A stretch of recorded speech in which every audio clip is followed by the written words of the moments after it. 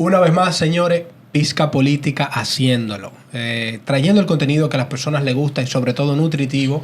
Y yo quiero hacer un preámbulo porque aquí estamos en familia. Tenemos a José, que es del equipo económico. Lo involucramos hoy a un tema importante por las implicaciones económicas que tiene el sector eléctrico en la República Dominicana. Y Josué, igual que de la familia nuestra, y que tiene cosas que contarle hoy a toda la audiencia, que es importante que las escuchen.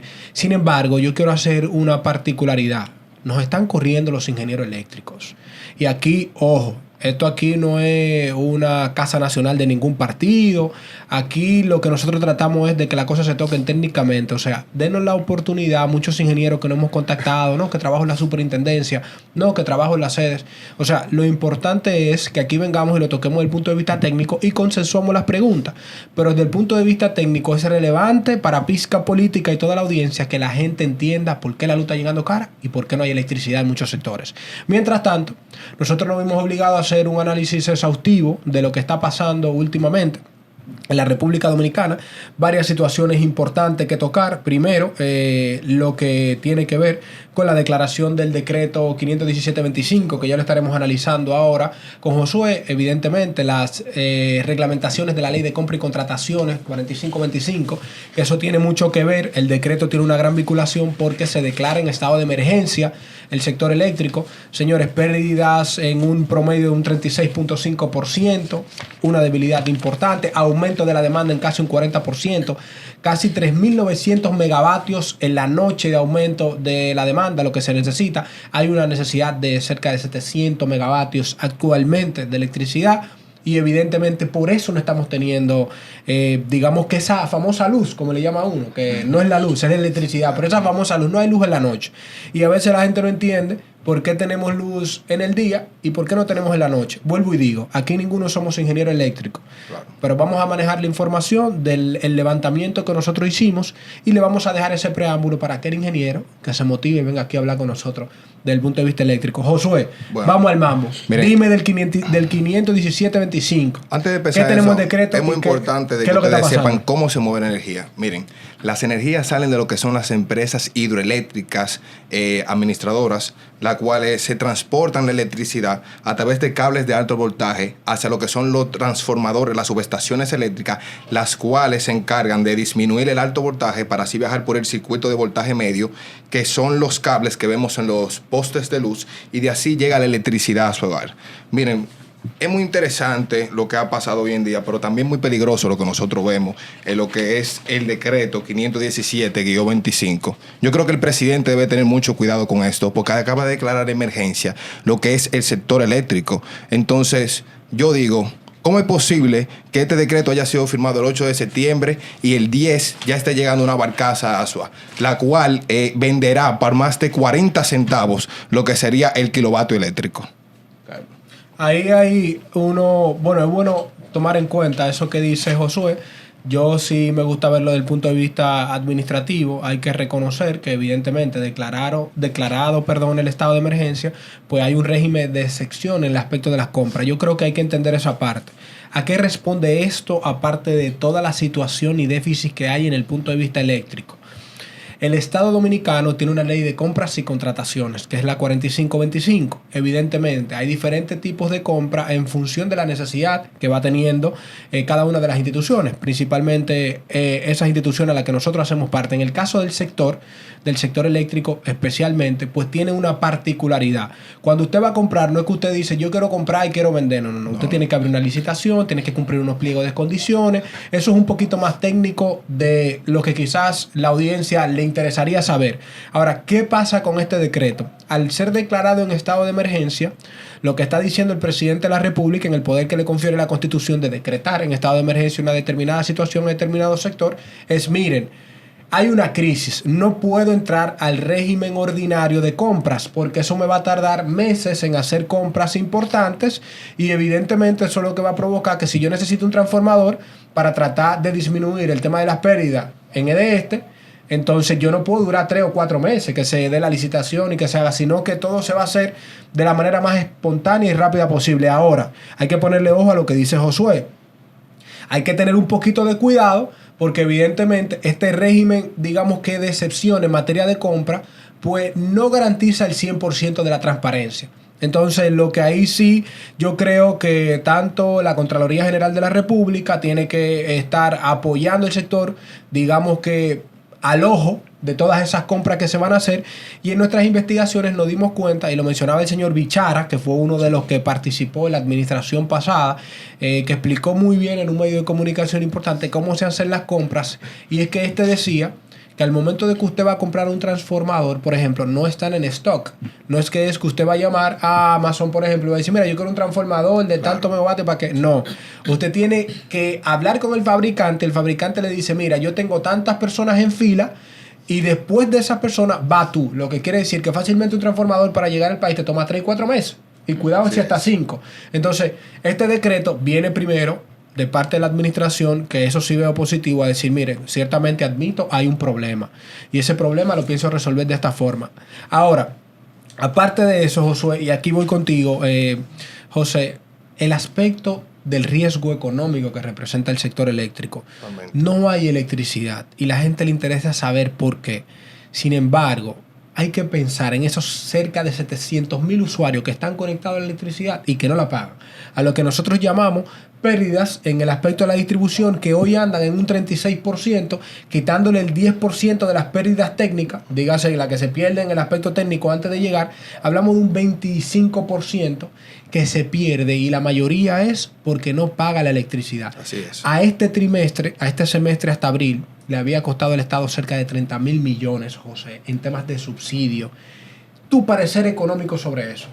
Bueno, definitivamente esos 30,000 millones pudieron fácilmente haberse utilizado en otras áreas de desarrollo económico en el país. Para el teleférico, no, para el monorriel, que viene, sí, nosotros lo cobre aquí en Santo Domingo Este. Pero también considerando, y ojo, para nada correcto de parte de la administración gubernamental vivir apagando fuego. No hay por qué llegar a una situación de emergencia para emitir un decreto que quizás va a violentar o van a haber ciertos procedimientos que no se van a cumplir con la transparencia debida. Eso todo se debe contemplar en un estado de planificación, obviamente, porque por cosas estacionales, para esta época del año, los picos de demanda eléctrico siempre son más.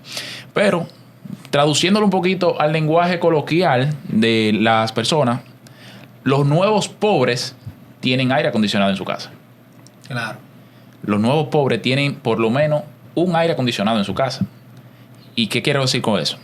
Gran parte de la población de escasos recursos no paga electricidad. Así es. Y hay que decirlo así. No, que los grandes empresarios no pagan electricidad, pagan otros impuestos, pero como que se compensa. No estoy justificando. Todo el mundo debería pagar su electricidad. Pero los nuevos pobres tienen aire acondicionado, tienen buenos electrodomésticos dentro de su casa. Aumenta el consumo por casa. Lo que antes se consumía un abaniquito, un bombillo, ahora esa persona tiene una nevera, claro, tiene varios televisores, tiene varios abanicos, tiene varios aire acondicionados y no lo tiene debidamente conectados al contador. Entonces eso hace que el sistema tenga pérdidas, y esas pérdidas el gobierno tiene que subsidiarlas con un gasto inmenso, aproximadamente casi el 2% del PIB, creo que es por ahí, que un gasto increíble. 2.6, cerca del 2%. Un gasto increíble, y más para un país en vía de desarrollo que quizá tiene otras prioridades que debería atender. A eso lo quiero conectar, que muy mal por el gobierno el apagar fuegos. ¿Qué sucede? Anualmente se hace un proceso de planificación de Estado, y el gobierno determina cuáles son sus prioridades. Obviamente, si tú sabes que para esta época del año la demanda tiende a aumentar, porque anteriormente para esta fecha siempre cuando hay mucho calor, las personas tienen un mayor consumo dentro de la casa, la demanda aumenta. Era deber del gobierno prepararse para eso y anticiparse antes de llegar a un estado de emergencia en el sector eléctrico, anticiparse a eso y hacer tomar las decisiones adecuadas en el tiempo adecuado. Yo estoy totalmente de acuerdo con lo que tú dices. Yo entiendo que con ese decreto el gobierno no debe entender que fracasó en el sector eléctrico. ¿Cómo es posible que este nivel, que tú tengas Punta Catalina, que te suple lo que serían más de 720 megavatios en el país, salga de funcionamiento una de sus dos unidades siempre? O sea, el kilovatio, Punta Catalina lo vende entre 10 y 12 centavos el kilovatio.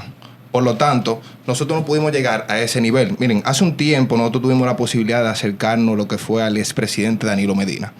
Y yo le decía, presidente, ¿por qué Punta Catalina la satanizaron? ¿Por qué llegar a ese nivel? Y Danilo decía, yo tenía que competir aquí con las empresas hidroeléctricas, porque ¿cómo era posible que tú a la hora de comprar la energía, ellos te ponían el precio que querían? Había que crear una empresa para competir y esa fue Punta Catalina, que hoy suple el 30% de la energía que se da en el país. Entonces, ¿qué era lo que hacían este grupo? Porque fue lo que me dijo Danilo a mí en ese momento. El sector eléctrico se maneja como un cartel. Porque al momento en que tú no le compres la energía al precio que ellos quieren, te apagan. ¿Cómo tú gobiernas un país con apagones? Tú no aguantas las protestas. Entonces, con un déficit increíble que supera lo que sería los 231 mil millones de pesos, que no lo digo yo, lo dice el Centro Regional de Estrategia Económica Sostenible. Además de que hay un subsidio eléctrico de más de 92 mil millones. Señores, el gobierno pasado dejó la pérdida en lo que fue un 27%. La pérdida hoy se encuentra en un 44%. En ese momento la pérdida estaba así. Cuando Danilo entró, la pérdida estuvo así a ese nivel en el 2009. Señores, son 16 años de retraso que hemos tenido nosotros. El gobierno no invirtió en distribución. La generación no lo es todo, es muy importante, pero sobre todo hacer campañas efectivas para llegar a esos hogares, para que sepan lo que deben hacer para la luz. Con la luz, señores, hay que seguir invirtiendo. Y esto es un tema difícil y complicado. Bueno, Josué lo ha dicho, la administración ciertamente, y quiero quedarme también con el punto que planteaba José, para luego entrar en la data que ha precisado Josué. Hay dos retos significativos, o sea, yo creo que hay que pensar, y ya lo ha dicho el Consejo de Distribución de Electricidad, hay una necesidad de cerca de 600 megavatios que están faltando hoy en día para que la población pueda tener electricidad en un 98% estable, como es la cantidad de subsidio de donde llega la energía, que es ese 98%, eso sí hay que reconocerlo. La administración está garantizando y ha dejado de discriminar de que antes había un plano, una estrategia, esto es importante entenderlo, en materia de la distribución, donde se mandaba electricidad específicamente en función del pago tarifario. Sí. Y ahí había una discriminación con el objetivo de incentivar a la que la persona pagara. ¿Qué hizo esta administración?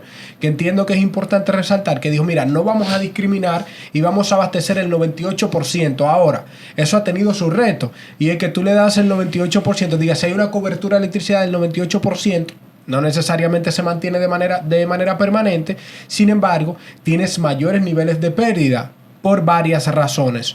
Si tenemos una necesidad de 600 megavatios actualmente para que todo vuelva a estar como se estaba hace varios meses atrás, donde todo el mundo tenía electricidad y no habían inconvenientes, se necesitan esos 600 megavatios. ¿Qué es lo que sucede? Que en la escala de entrada de la generación tenemos a Punta Catalina, que es lo que mencionaba José, que te entra en un centavo y 1.70 más o menos por kilovatio, lo que quiere decir que tú tienes un costo estandarizado en materia de la generación.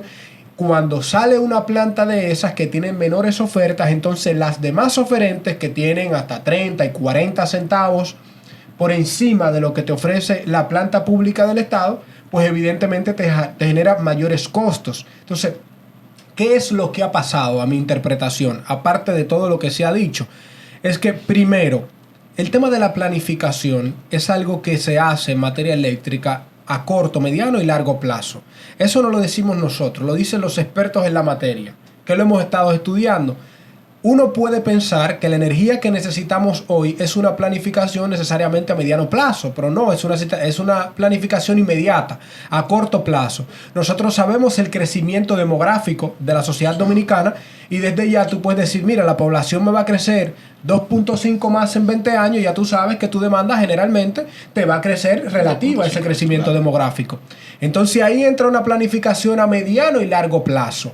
Cuando entre dos plantas que ha estado trabajando la actual administración, que es Simba Energy, que es la que se está llevando materia solar, va a aportar unos 60 megavatios, no tanto, pero cuando entre la de Manzanillo estaremos hablando de un promedio de 600 megavatios. Ahora, lo que dice la planificación es que eso va a entrar a mediano del año que viene, o cuidado, si inicio del 2027, es lo que se hacen las pruebas y demás. Quiere decir que mientras tanto, el Estado, para tratar de suministrar y resolver el problema de los apagones que hoy se tienen día, va a tener un único camino: comprar la energía a aquellos oferentes que te venden al precio que ellos entiendan. Entonces, yo lo que creo que sobre estos riesgos de pérdida que tiene que ver con la distribución, y sobre este tema de la generación, que en la administración pasada, como dijo Josué, se enfrentó a ese sector, no solamente pasa en República Dominicana, eso quiero decirlo. Hay dos sectores en el mundo que no se enfrentan, y el que lo enfrenta entonces so pena de arriesgar su personal político o so pena de incluso ser perseguido por esos sectores. Y esos dos sectores son muy claros. Son las Big Farmers, las llamadas farmacéuticas, y el sector eléctrico. O sea, el que se enfrenta con eso son cárteles, como lo ha dicho Josué, en el que usted tiene que prácticamente arriesgar su futuro, tanto político como empresarial, para lidiar con ellos. Ahora, hay que ver algo importante. Nosotros estamos apostando a un cambio sostenible de todo lo que tiene que ver con el clima y nuestra generación de riqueza. Y el tema con Punta Catalina, aunque es, digamos, hay que agradecer a esa planta, porque si no hoy tuviéramos un gran problema, es que es un gran contaminante. Recordar que es una planta de carbono. No es que la administración pasada no se intentó de que fuera de otra. O sea, no había una adquisición de gas, pero la mirada que tiene esta administración a largo plazo es que, bueno, hay un sacrificio, hay un deterioro, pero si se va a hacer inversión, como se va a hacer con Simba, es que se traigan en energía renovable. Porque evidentemente eso tiene mayores garantías en temas medioambientales. Ya sabemos que a países como el nuestro nos cuesta cerca del 0.6 de nuestro PIB en pérdidas por cambio climático. Eso evidentemente nosotros no podemos ser los primeros que estemos en Naciones Unidas y en esos foros internacionales diciendo que le bajen a la contaminación ambiental y a ese monóxido de carbono, y por otro lado está pidiendo fondos mientras nosotros somos los que primero estamos apostando a esa causa. Entonces, en ese sentido, yo creo que es importante que la sociedad dominicana, y ahí te dejo José y Josué para que planteen su punto sobre eso, hay que apostar a que el ciudadano dominicano pague la electricidad. Yo creo que sobre todos los demás problemas, ese es el principal. Porque donde tú tienes pérdidas por un 36%, subsidios que hoy están en los 30.900 millones de pesos dominicanos en estos primeros 6 meses, entonces hay un grave problema. ¿Cómo vamos a hacer? Y creo que es la gran pregunta en la planificación, en el seguimiento, en la tecnología, para que el ciudadano dominicano, esos 700.000 usuarios están conectados al sistema, pague la electricidad. Fíjate, y me gustaría también abrir con esa pregunta: ¿qué es el subsidio eléctrico? Entonces, el subsidio eléctrico es esa transferencia que hace el Estado a las empresas de producción energética, que es la diferencia entre el costo real de producir electricidad entre y distribuirla también, entre lo que pagan los usuarios en la factura. Como tú dices que el sistema... Claro, en resumen, es como lo que cuesta generarlo, lo que paga el Estado por esa generación, no es lo mismo que paga el usuario.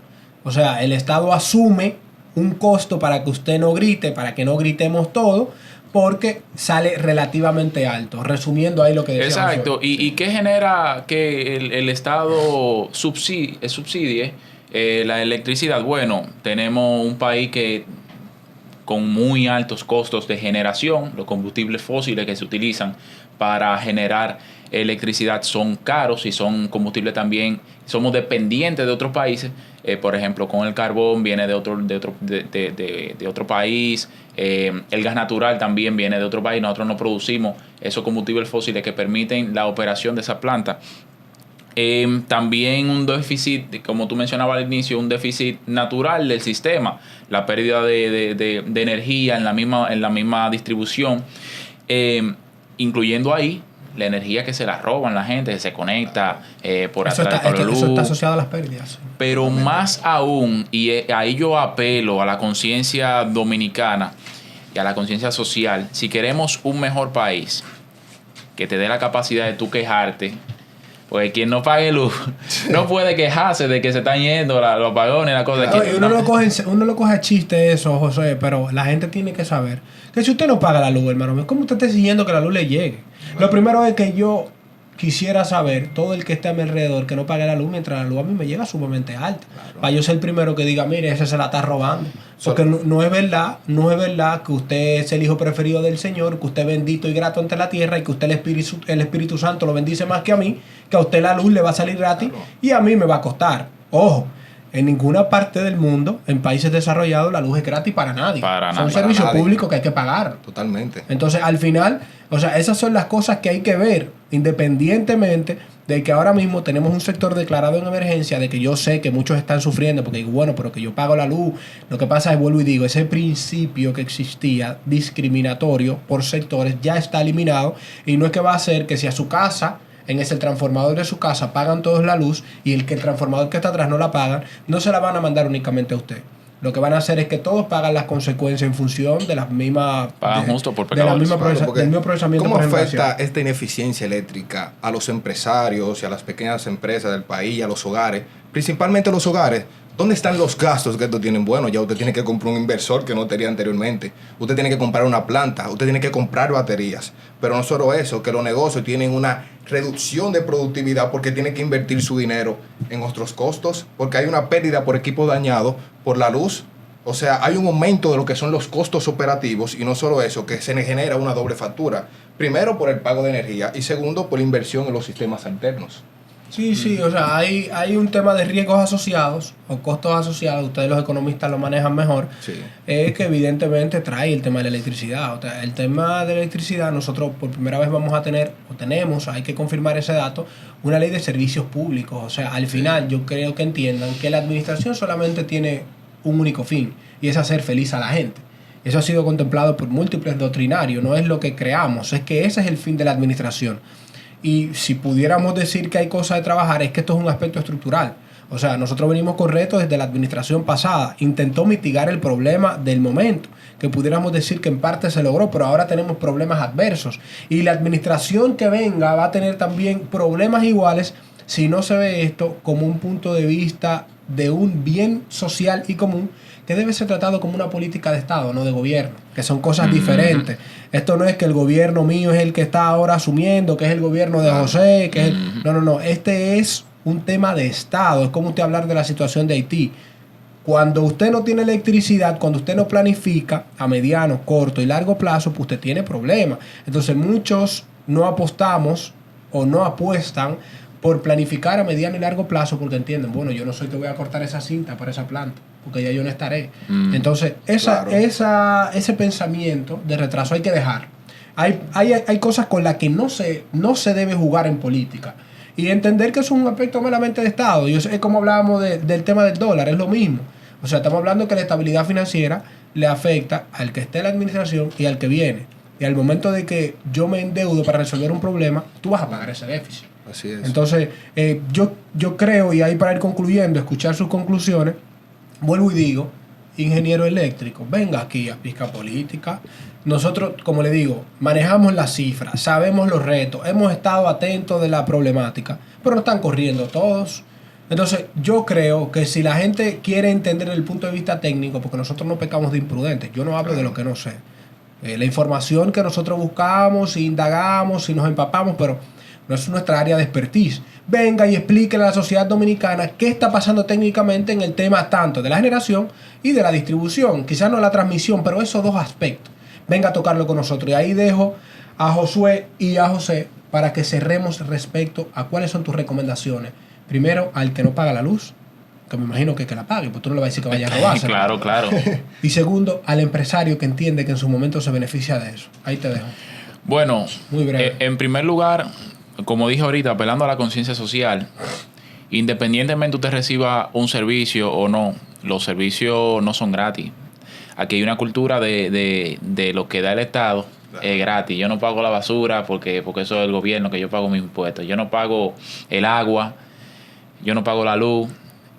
Esos servicios no son gratis. Al fin y al cabo, los costos que usted está evadiendo al no pagar esas facturas, ya sea de la luz en este caso, ese costo se distribuye en la población, en este caso la gente que trabaja, la gente la gente de bien. Esos costos se distribuye entre esa gente y sobrecarga a la gente. ¿Y qué puede causar en un futuro? Hasta revolución social, nadie sabe. Entonces, gente, apelando a la conciencia, paguen su luz, paguen su electricidad. Si llega cara, obviamente hay servicios de superintendencia que en este caso están para proteger al usuario, pero no dejen de pagar su luz, porque al fin y al cabo, esto, lo que te afecta a ti solo, también nos va a afectar a todos. Y es un problema revolvente. Así que nada, pague su luz. Es el camino, Josué. Breve. Bueno, apostar al pacto eléctrico firmado en el 2021 por el presidente y por todos los partidos políticos. Debemos recordar, debemos dejar atrás lo que es el déficit, ya que el déficit pasó de lo que fue $500 millones, que en ese momento se le entregó al presidente Abinader en el 2020, a $1.800 millones en la actualidad. Punta Catalina genera más de $250 millones de ganancia para el Estado, y hace que se ahorren más de $300 millones las EDES, EDE Norte, EDE Sur, EDE Este. Entonces yo entiendo que hay que apostar a la distribución, a la generación, pero sobre todo a la educación, a esos ciudadanos, para que en el futuro podamos tener un país más desarrollado. Ustedes lo han escuchado, señores. Educación, responsabilidad, planificación, inversión y sobre todo una disposición en una mesa de gobierno sobre ese pacto nacional. Y sobre todo esto es una misionalidad que está establecida en nuestra Estrategia Nacional de Desarrollo, también en nuestra Constitución. Veamos a que al 2030 tenemos cosas que lograr, seamos responsables y sepan que esto continuará, porque aquí traeremos un ingeniero porque lo traeremos, y sobre todo que esté ligado al sector. Así que, como siempre, Pizca Política dando lo que importa, lo que gusta y sobre todo pensando en las realidades de cada dominicano. Así que eso es todo de nuestro podcast favorito, Pizca Política.